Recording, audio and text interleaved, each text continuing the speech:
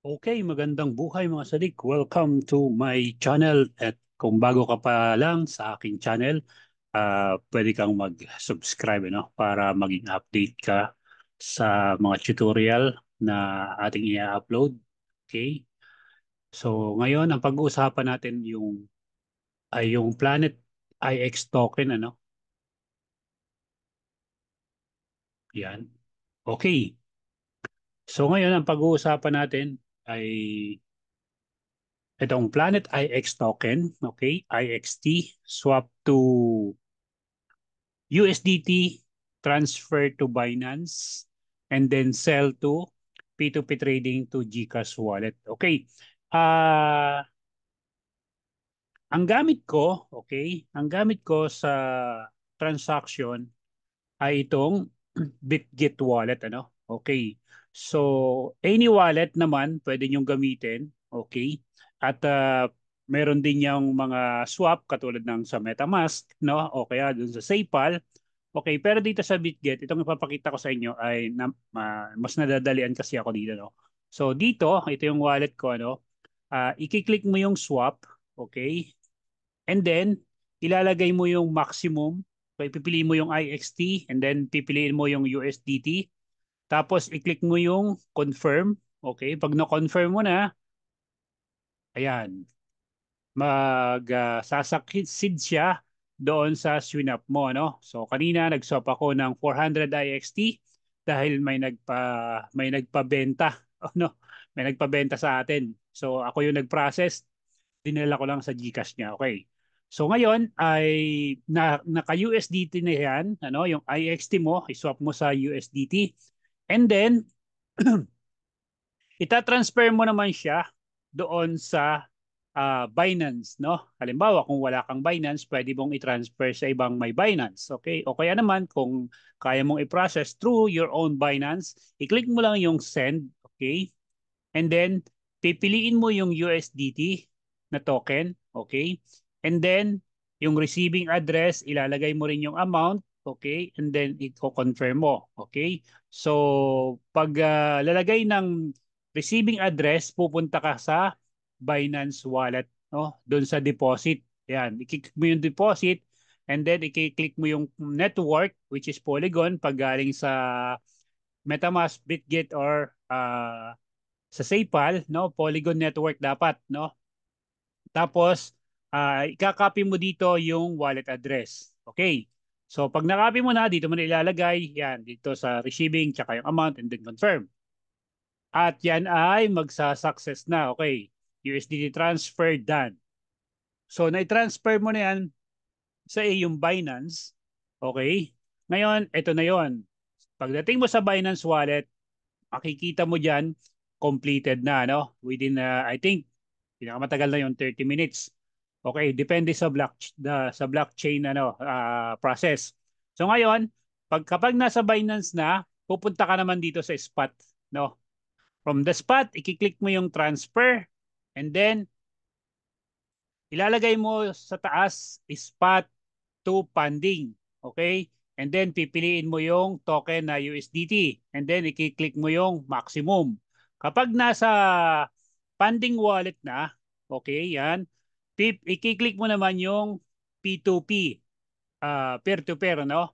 And then click mo yung sell, ilalagay mo yung amount, ilalagay mo kung anong mode of payment, okay? Yan, ganito yan. So, nakalagay na yung mode of payment na GCash, tapos yung amount is 3,000. So, lalabas yung available na merchant, okay, yung mga bumibili ng USDT doon sa price na inilagay mo. So, kung makita nyo dito, 55.67. Now, i-click mo yung sell, no? Pag-click mo ng sell, yan, ilalagay mo naman yung sa buy crypto, i-click mo yung all. So, lalabas yung 76.15. Tapos, ang equivalent price niya ay 4,239.27. And then, after that, i-click mo na yung sell USDT. Yan, ganyan. Sell USDT. Pag-click mo yan, waitings for buyer payment. Ganito na yung kasunod. Ngayon, dun sa message, sa chat, no, magme-message ka doon na sabihin mo sa kanya, waiting, no? Okay? Tapos, magre-reply siya or kahit mauna siyang mag-reply, kindly give your GCash name, sabi niya dito. Okay. Kasi kailangan i-verify nila kung tama yung iyong GCash number or yung iyong mode of payment. Kailangan lang pag magbebenta ka ng token or ng USDT sa P2P, dapat meron kang mode of payment. Na-set up po yun kung ano yung ilalagay mong mode of payment. Pwedeng GCash, pwedeng Paymaya, pwedeng bangko, no? Okay. So after this transaction, okay, binayaran ka na, no? So nakalagay dito, makaka-receive ka ng ganito, please release crypto for P2P orders 5536. Okay, so binayaran ka na niya. Dito sa baba, I has marked the order as paid. So, i-confirm mo yan, no, doon sa GCash transaction mo kung may pumasok. So, ganito yung confirmation, ano, punta kayo sa transaction history para sigurado kayo na pumasok yung pera, no?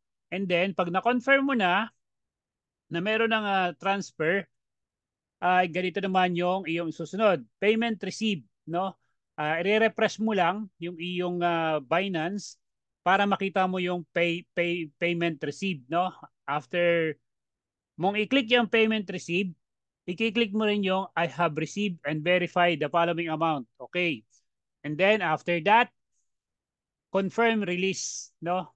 Pag-click mo nitong I have received and verify, lalabas yung confirm release. And then, i-click mo naman yung confirm release. Tapos, mapapunta ka sa security verification requirements. Kung wala kang passkey, okay, kung may passkey ka, gagamitin mo itong passkey.